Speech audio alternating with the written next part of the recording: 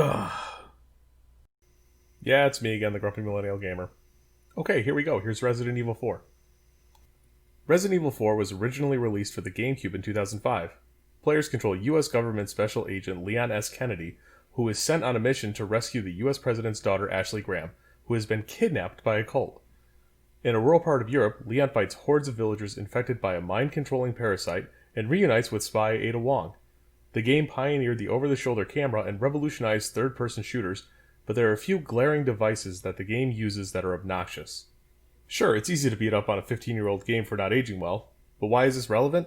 Because Capcom announced a remake, which everyone is excited for, but there are a few things we hope stay in 2005, alongside Von Dutch trucker hats and cargo sweatpants.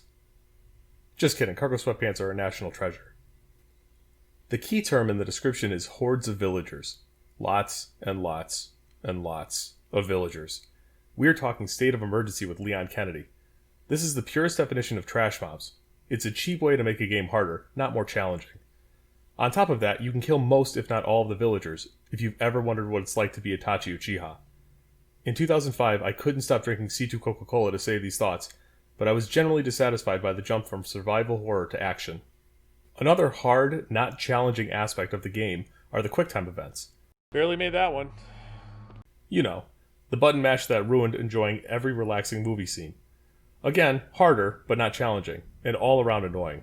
Everyone hits this game on babysitting Ashley, and sure it's annoying, but I feel the dynamic of an escort quest falls more on the challenging side than simply harder. Now here comes the hate. What's going on with the plot?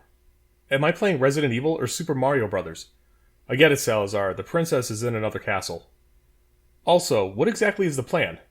Kidnap Ashley, infect her with Las Plagas, send her back to her father to infect him. World domination? Even if the president was under his control, did Sadler not bother watching Schoolhouse Rock and totally space on checks and balances? Ada shows up and doesn't really do anything.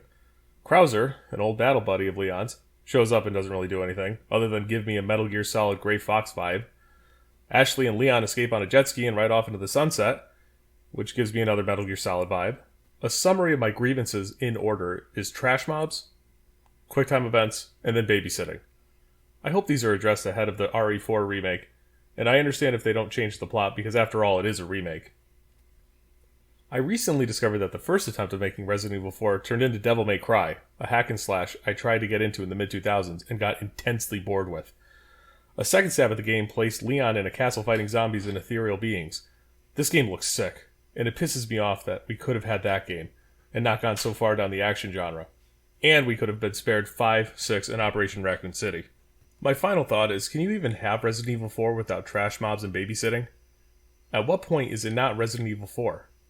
If they follow the recipe of the remake of 2 and set it in a creepy village, it's going to be hard to mess up. Also, ditch the island portion of the game. That arc was weak. Let me know your thoughts in the comments. Ugh.